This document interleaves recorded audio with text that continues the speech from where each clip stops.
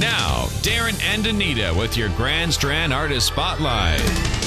I'm here at Studio East with Ken Knox of the chairman of the board and a man that I haven't met, but I've got to meet tonight, Norman Johnson. They call you Red, General's son. How y'all doing? Doing great. Doing great.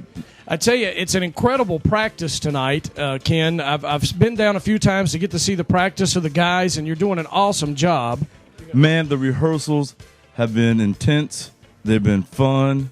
They've been hard work. I'm looking forward to the tribute to General.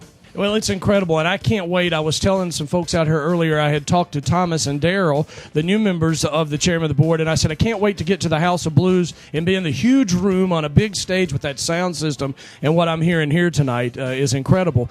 Red, what do you think? You finally got to come up, you've got to see them, and what do you think of the group now? I think Ken has done an awesome job, with rehearsing with the guys and getting to the point that they're at now. It's real surreal, listening to songs that you've been listening to your father sing for years and years and years, and to hear them again, the sound is good. I guess like I said, being surreal that you're listening to it two different ways. You're listening to it as somebody else's rendition and something new from their end, but you still, you got to look at it from a son's standpoint. I'm listening to, my father's songs. But if it was anybody else in there besides Ken and rehearsing, I would probably feel differently.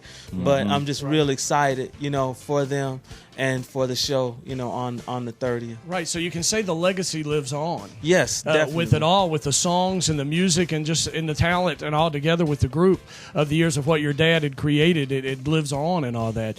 One of the things that I would ask you that you come up with of hearing the songs you said over the years, over and over with your dad, what was it like growing up as from a kid to now hearing the music and being around your dad, who is such an awesome songwriter and all that? Did you guys, I guess, collaborate any at all, or as you got older? And people ask me that all the time, and I can only say that it was normal. I mean, because he was doing that before I was born, and you just so come into it, yeah. And it's always playing the piano, always writing on his little yellow pads. Yep. I mean, he's been consistent. Right. He's been the same. It's been the same, and to hear other people's opinions of it, after the fact, because even until his last album, I mean, even from childhood up until, I always listened to his music when he came home. Right. He always, asked my opinion, of different things that he was working on. Even though he was more of a perfectionist, to the point where he could hear things that I couldn't hear, but he would point it out to me, that this needed a touch of this and this needed a touch, of that. So, just now listening to people, saying what he did and, how they respected him in the business, it's pretty awesome. General, like Norman said, in the studio, man, he heard things that nobody else could hear. He would have a thought. So y'all hold on. He come right back, and we lay it down. And I said, man, where did he pull that from? But, the man was a genius. General was a genius, and he was a perfectionist. We worked well in the studio, and I've got to give Mark Stalling some play, because when we're in the studio, General come with the part, Mark will play it, and me and General go sing it. The three of us did the whole album. Red's right. He's a perfectionist. He hears things that other people can't hear. And, man, I witnessed it here in the recording studio for years, year after year after year. I learned a lot, and now I feel like it's time for me to express what I learned from General. From him. Well, here's a question for both of you, because you're being his son, Red, and Ken working with That's my brother. all these years.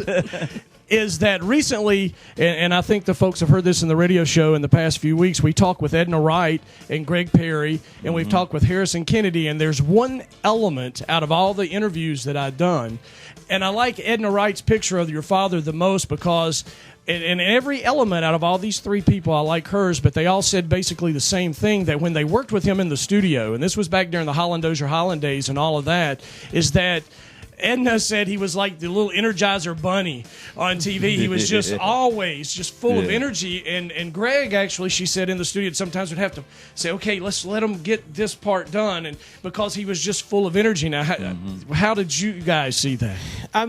His energy level, especially when it came to music, was always high. But like I said, it was consistent. Right. I mean, I had people who I was working with who was interested in music, totally different genre of music, but he would listen to different things and he would get an idea and he would just be on it and start pushing the buttons, to make it come out the way that he envisioned it or heard it. An artist, yeah. And I mean, and you honestly, I mean, because people, some people who I've were colleagues with at, where I work, they knew who my father was, but they didn't know he was my father because that never came up in conversation.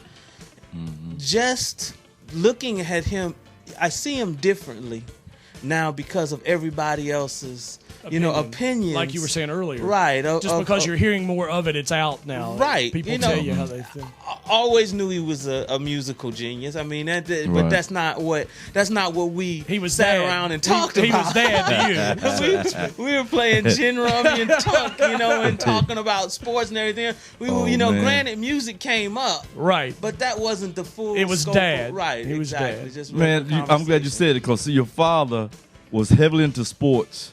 I mean, he was well-rounded. It wasn't all about music. I mean, from politics to sports to history, he was well-rounded, I will have to say that the times, because I got to work, I was fortunate enough because of you, Ken, to work at General Entertainment Surfside Records for a period of time. And Right. What I found cool about General is I would show up at a show, and you guys would have been working on something in the studio, and he said, come here, come on, out to the van. I want you to listen to something.